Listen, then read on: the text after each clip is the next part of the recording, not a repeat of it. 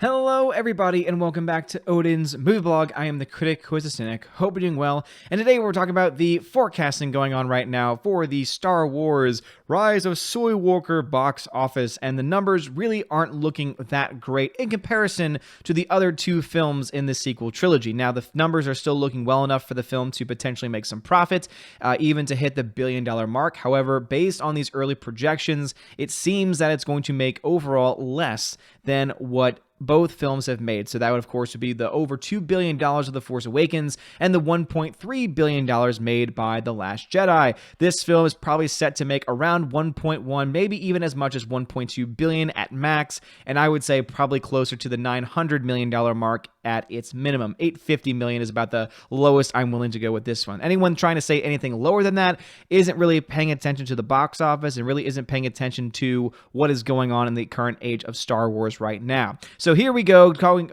over to our boys at Bounding Into Comics, covering a report from Box Office Pro. And they are saying this much. Box office tracking website Box Office Pro predicts Star Wars The Rise of Skywalker will have an opening weekend of 185 between $185 to $225 million. Now, some people have pointed to this and said, but wait a minute, Last Jedi made $220 million in its opening weekend. Wouldn't this be higher? Well, yes, but keep in mind that this is a range, meaning that you basically need to take the average as being the most likely number that is going to be hit, which would put this film below The Last Jedi's $220 million opening weekend. Now, that's still a very strong opening weekend. That still puts it around the $200 million mark, and for an opening weekend for a Star Wars film, or for any film for that matter, is very strong. Now, it's going to be a lot weaker than that of The Force Awakens, and even a little bit weaker than The Last Jedi, but again, we must always try and be as fair as we possibly can. They also predict the film, and here's where it gets really interesting, at least for me, because there's certain qualities of this number that I think some people aren't paying attention to. They also predict the film will have a total domestic gross between $550 million and $750 million respectively, meaning that middle ground number is the most likely to happen. So let's assume that middle ground number is correct. You're looking at this film being around $650 million or so in the domestic market. Now, with that number being the early estimate, which could obviously be lower because their low end is 550, their high end is 750, and even those bottom and low numbers could definitely fluctuate. I think there's a good chance it can come in underneath it, but there is also definitely a world where it overperforms and does even better. Again, there's a world where both of those things can happen. It really depends on how many theaters they're able to get this movie into, because what people oftentimes fail to realize is that, yeah, you might have situations where you go to see a movie on an opening weekend or even on opening day, and your personal theater might be empty or might be half sold or might seem to be emptier than what it actually is. But when you recognize that Disney, much like any other, other studios, but more so Disney because they're a little bit harder on the theater chains themselves, is that what the studios do is they say, if you want to show our movie early, these are the number of show times you need to provide. So basically, the theater has its hands tied, where if it wants to be able to benefit off of the people that are coming to see their movie and buying the popcorn and soft drinks where they make all of their money off of, then what they'll need to do is they'll need to give the studios essentially what they want. And so Disney will come to them and say, okay, you have 20 screens. We want at least 10 of those screens to be showing this movie at 5 different showtimes, right? So that's the reason why you'll have oftentimes movies with 2 or 3 different showtimes at 7 p.m. and you'll have every hour or every other hour. Those are always going to be stipulated by the studio, not by the actual theater chain itself. We oftentimes think that the theaters are the ones that decide the showtimes, and even though they decide the specific showtimes themselves, they do not decide how many showings that a movie will get, because there is a bare minimum that they have to be able to offer if they want to be able to receive those movies. And especially when you have a broken screen or a broken theater, sometimes that makes it even a little bit harder. But because you have so many screens showing the same movie, sometimes at the same time or about an hour apart, what that means is you got a bunch of people that are going to be spread out among different theaters, meaning that you're going to have some theaters that are going to be a lot more crowded, like that first showing oftentimes nowadays is a lot more crowded, and even the midnight showings. And the reason why is because there's still a strong contingency of people that for some reason like seeing movies at midnight. I don't think the number is growing that much because most of these people have work the next day. However, there's definitely still some people, this is from my time working at a theater, where there were people for some reason that would always buy tickets at midnight because it was a part of their tradition to keep on doing it, even when offering earlier show times. It was also a lot of people, of course, that had work up until 7 or 8 p.m., were just getting off and wanted to see the movie early and therefore would wait until midnight or so. But just a little bit of information about how the box office works and also how movie theaters themselves work, because I think it's very important for us to understand, because then it helps us to better understand why sometimes theaters seem to be emptier than what they actually are. and also why early numbers and early projections for this movie likely can still be true. And if you do have people coming out saying this film made $200 million, that I could definitely believe it, even if people show pictures of empty screens and empty auditoriums because of the fact of them having so many screens, which we know Disney's going to have because they do it for every single one of their films, especially for a Star Wars movie. You know they're going to put that probably in the most screens that they ever have at this point in time. But the most interesting aspect to these early numbers is when in comparing it to other films. And so here is the interesting one to me. So if you compare the film to The Force Awakens, the prediction numbers are significantly down. The Force Awakens had an opening weekend gross of $247 million. That's much more than what the early projections are for The Rise of Skywalker. The Rise of Skywalker, I like to say. It would go on to earn $936 million at the domestic box office. So you're looking at a film making around $200+ million less than the first film, which would be accurate as far as, you know, the law of diminishing returns. Films in a series tend to make less over time. Interesting concept. It's because a lot of people say, oh, this is the beginning of something new, let me check it out. And then some people stay on while other people say, nah, that's okay by me. Outside of the sequel trilogy, the predictions are higher than Rogue One. Rogue One earned $155 million its opening weekend, and it would go on to earn $532 at the domestic box office in total. Now, that is the number that to me is the most interesting because the $532 million is not very far off from that $550 million minimum, meaning that there is a world, as I said, there is a chance. I'm not saying it's going to happen because I could see both of these things happening. It's all going to depend on who shows up that opening weekend, and it's all going to show up on how big that drop-off is from week 1 to week 2, because that is going to be the key to all of this. But let's say the number is closer to that $550 million. Well, then what that points out is you're looking at a film that will probably end up capping out close to the Rogue One numbers. But keep in mind this too. Rogue One had great word of mouth. Rogue One, by many, is considered to be the best of the Disney Star Wars films. Now, I've got some issues with Rogue One. I personally don't agree with that. In fact, I think that Rogue One is one of my least favorite movies because there really nothing happens in it. You know everything that's going to happen beforehand, and everything that does happen just feels completely unnecessary. Not to mention, the only scene that's memorable, in my opinion, is the one with Darth Vader, and that was totally tacked on at the very end just because they realized, hey, we've got no real memorable scenes here. Let's go ahead and push this scene, because guess what scene most people talk about? That one. Of course, you got the really awesome Force users in the movie too. I like those specific characters, the ones that use a lot of the kung fu and everything like that. I say kung fu, martial arts training might be more accurate there. But again, those characters I overall like, but the movie is just kind of a mess. The movie itself really lacks in being, I would say, relevant to its own story. I think that the Star Wars universe could have easily done without it, which is never a good sign for any movie. Not to mention, everything just feels very contrived and forced to try and tell a story where there's definitely some interest as to how they get the plans. I think that it could have just been delivered a lot better. But all that aside, $532.1 million domestically, that film would go on to squeak past the $1 billion mark. So that means that if this movie, if The Rise of Skywalker is able to produce similar numbers to Rogue One, and maybe even do a little bit better, that the $1 billion mark seems to be a minimum. The problem with that, of course, is the foreign market. The foreign market is also going to be seeing a decrease, most likely from the previous films of Star Wars, especially China. And China, as I said before, is going to be the key metric to look at, because what people oftentimes fail to realize is that the numbers for Star Wars in China have been going down consistently ever since The Force Awakens. The Force Awakens had the strongest China opening. After that, it was Rogue One. Then The Last Jedi made less than Rogue One in China. Keep that in your mind. Part of the sequel trilogy made less than a one-off film in Rogue One in China. And then, of course, Solo: A Star Wars Story made the absolute least. Now, I could see this film doing a little bit better than Solo because Solo's numbers were completely anemic in China, and God knows that China and Disney have been in very good positions lately, or rather have been in a very good relationship lately, and China's probably going to try and help Disney out a little bit because they get a lot of money from that deal, seeing that China only lets the studios get about 25% of the profits over there, pocketing about 75%. And Lord knows what else happens behind the scenes over there. But of course, that's a conspiracy theory that I can neither prove, and I will make it clear that it's a conspiracy theory that I cannot prove. And that's the reason why I try and keep things open and honest with you guys. But the main thing here is this.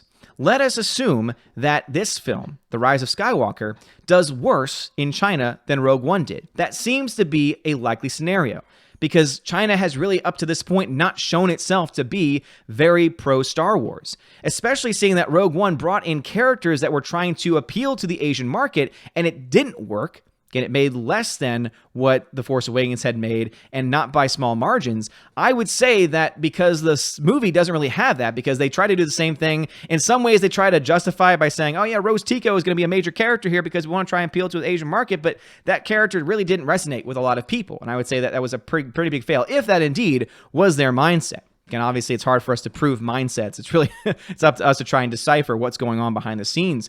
But if that indeed is what's going on here, and if this movie makes less than Rogue One in China specifically, and that's very possible, then that means you're looking at a lower foreign gross. Meaning even if the film does as well, if not better, than Rogue One did in the United States, it might not be able to match what Rogue One did in the foreign market, which is extremely interesting nonetheless. And let's see what this actually goes to overall. So it goes to the numbers. Thank you so much. This is the reason why I love my boys at Bounding into Comics. They probably know all the nonsense going on with BoxOfficeMojo.com right now, and so now they're going over to the numbers, which is a site that I'm starting to use now, and this just gives you a little bit of mindset here. The international box office for Rogue One was $516 million. It made a little over $1 billion, and I would say that this is likely the number you will see very close to, either a little higher or a little lower, of what I think The Rise of Skywalker will probably get. There is a world it could do much better. There's a world in which it can do a lot worse. But go ahead and look at these numbers. The United Kingdom actually ended up bringing in the most money, second to the United States, or at least according to the foreign market, right? China then brought in the second most. So let's break down these numbers. So this film in China made an opening weekend $30.2 million and ended its run with $70 million. Now that's a Star Wars movie. Keep in mind that China tends to produce some pretty good results for a lot of films that are not Star Wars related. And yet for Star Wars, it really didn't show up all that much for, which is quite fascinating when you think about it. So let's assume that that kind of discrepancy remains. Let's assume that China stays consistent, which is hard for us to do because a communist country is never really easy to trust in completely. But let's assume that it gets even close to that number.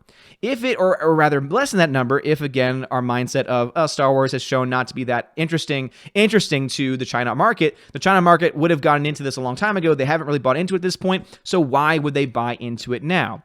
If that is indeed the case, then that means we can expect a lower number than that overall, and we could probably assume that it would get lower numbers in other parts of the world too, including the United Kingdom, which was $81 million.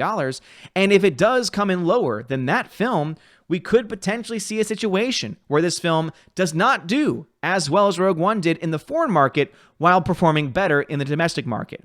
Now, do I think that this is likely going to happen? Probably not, because I really do think that Disney is going to try and get all of its ducks in a row to make sure it's got a killer $100 million weekend or $100 million opening and overall domestic or overall run in China, and will continue to do very well in other countries like the UK. Because keep in mind as well, when we're looking at these numbers, these are for the solo film. These are not for the sequel trilogy numbers, which of course might be a little bit different.